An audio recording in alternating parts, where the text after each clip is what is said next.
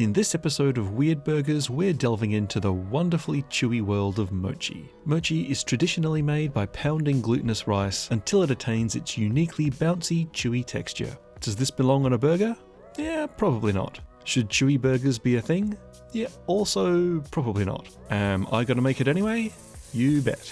Let's get adventurous. So I'll start off by making some mochi. The easiest way to do this at home is with some glutinous rice flour and a microwave. And to start with, I'm putting about 1.5 tablespoons of glutinous rice flour into 2 separate bowls, so that I can make 2 different burger-inspired flavors of mochi. Mochi is generally sweetened with sugar, but because this burger is going to be much more of a savory affair, I'm seasoning it up with a pinch of salt. And when I add flavor to these, I really want those flavors to pop and not be too watered down by the rice flour, so I'm also adding a pinch of MSG, just to turn the volume up a little bit on those flavors. And speaking of flavors, for one of the batches of mochi, I'm adding some ketchup or tomato sauce and some yellow mustard, roughly equal parts of each, and just enough to make the rice flour into a thick paste. And whenever I think about mochi, I think about it coming in a myriad of bright rainbow colors. So to that end, I'm also adding some red food coloring, just to be sure the color really pops. And this first batch of mochi will represent our burger sauce, taking all the delicious flavors of ketchup and mustard and combining them in a soft but stretchy, chewy layer of mochi. And for our second batch of mochi, we're going to be replacing the bright yellow slice of American burger cheese with a bright yellow layer of cheese-flavored mochi. So into the glutinous rice flour, I'm grating a generous amount of Parmesan cheese. Then again, to make sure we're getting that bright, vibrant color, I'm adding a drop of yellow food coloring and then just enough water to make it into a paste. And then for both batches of mochi, we're just stirring them to mix everything together until it forms a relatively thick paste.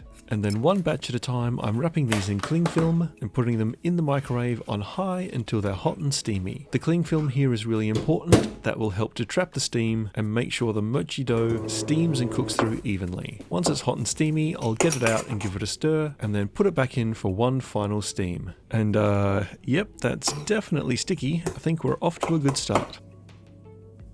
Now that the mochi is fully cooked, I'm putting it on some baking paper that's been dusted with potato starch, and then I'll roll it out. The potato starch is a super fine powder and it does a really good job of making sure that this super sticky goo doesn't stick to anything too badly. And once I've rolled that out to a roughly burger-sized square, roughly the same size as a slice of burger cheese, I'm wrapping it up in the baking paper and putting it aside in the fridge. And then I'll do the same for the cheese mochi. Next, onto the burger patty, and here I've got about 170-180 grams of 80/20 ground beef. And this is probably a bad idea, but to my beef, I'm going to add some more glutinous rice flour. Ordinarily, I wouldn't want to work my ground beef too much for fear that it might get a little bit tough or bouncy, but this is a mochi burger, so I'm kinda leaning into that, and sticking with the theme of keeping things bright and colourful, I'm adding some blue food dye. I'll mix that all together until all of the flour is incorporated and everything is a nice even shade of blue. Then I'll pop my bowl of meat on some parchment paper and form it into a nice big blue burger-sized patty, just like that. And now I need to figure out how to explain to everyone at work why my fingers are blue. Now, a chewy mochi burger needs a chewy mochi bun. I've jumped online and found a recipe for baked mochi donuts, and I think that would make a pretty good base for a burger bun. So here goes nothing. So into a bowl, I'm putting 60 grams of the glutinous rice flour, 50 grams of tapioca starch, and 4 grams of baking powder. I'll whisk the dry ingredients together so that they're all evenly combined. Then into a fresh bowl, I'm adding 30 grams of sugar and 25 grams of vegetable oil and whisking that together. To this, I'm cracking in 1 egg and whisking that in too. And then into the wet mixture, I'm adding all of my dry ingredients and stirring to combine. Now, the recipe that I found said that I should keep adding milk to this mix until it has a nice thick pasty consistency. But even without adding the milk, it's looking pretty thin and a bit runny. So to try and get the right thick and pasty consistency, I'm adding some more rice flour. And after a bit of a mix, that glutinous rice flour has hydrated and the mix is looking a lot thicker. I think this might be about right. So next up, I'll add some food dye. I think I'm running out of colors, but I haven't done pink yet, so I think that'll do. And another mix, and I think this is about the consistency I'm looking for. So to give this a nice even mochi donut look, I'm putting the mix into a piping bag. Then I'm attempting to pipe out nice neat little dobs to form a circle about the size of a burger bun. But it's not quite as easy as I thought it would be. Maybe if I try with a pair of scissors.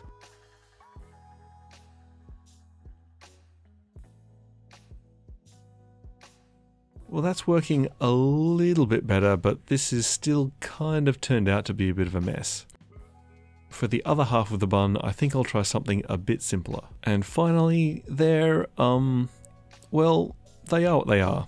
These will now go into an oven at 170 degrees Celsius for 12 to 15 minutes. And despite my messy piping techniques, I think they actually look, not too bad. Now I think we're ready to start getting all of our burger ingredients ready for assembly. So I've pulled my mochi slices out of the fridge, and I'm just giving them a little trim to neaten them up. And yep, they definitely seem to be the right stretchy, chewy texture.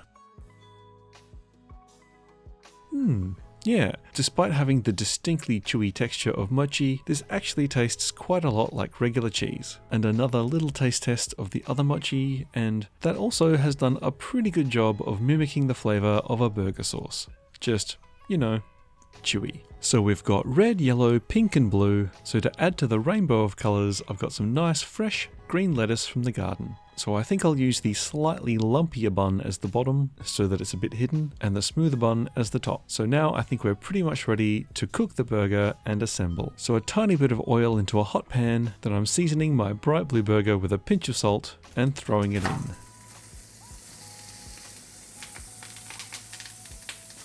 Once it's got a bit of a crust happening on one side, I'll flip it to the second side and cook it all the way through.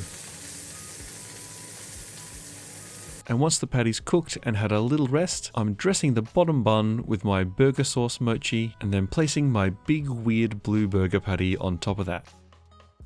This will be followed by my burger cheese mochi, a generous layer of fresh lettuce, and then my soft and pillowy but slightly chewy mochi donut top bun. And of all the weird burgers that I've made, this one I think is the weirdest looking so far. If nothing else, it's definitely the most colourful. Let's see how it tastes. Well, it looks pretty unconventional, but it smells okay, so I guess let's see how it tastes. Will it be a satisfyingly chewy masterpiece or a dry, squishy monstrosity? Only one way to find out.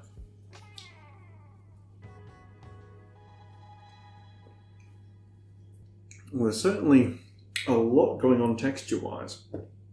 The bun's actually pretty good. The sweetness works really well with the other flavours. The burger patty has a little bit more chew than usual, but it's not at all unpleasant. The lettuce is nice and crisp, and our layers of mochi, they do actually add a very interesting textural element. They're satisfyingly chewy, and as you chew them, the flavour of that burger sauce and the cheese really comes through, and it tastes, unmistakably like a normal burger, just with heaps more texture happening. It is a bit dry, which I kind of expected, given that, the sauce has been turned into a solid. And the cheese, again, which would usually be nice and melty, also pretty solid, but nothing a little bit of mayo won't fix.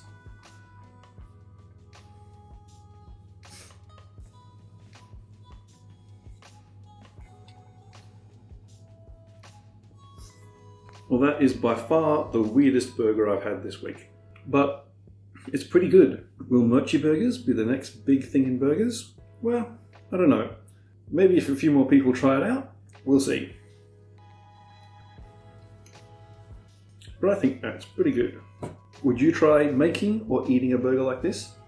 Why not let me know in the comments. If you want to check out the rest of my series of weird burgers, the entire playlist is here. Hit subscribe if you found this interesting, and until next time, happy snacking.